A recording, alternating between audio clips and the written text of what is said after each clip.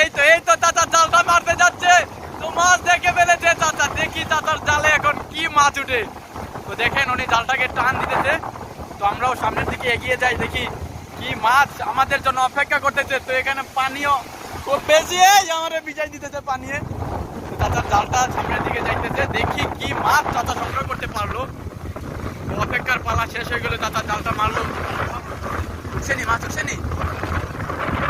ছোট একটা মনে মাছ চাচার এখানে আসছে নাকি। চাচার এখানে কোনো মাছ আসে নাই। তো এত সময় অবসান ঘটিয়ে তো এখন আমি আবার চলে যাব। তো ধন্যবাদ সবাইকে।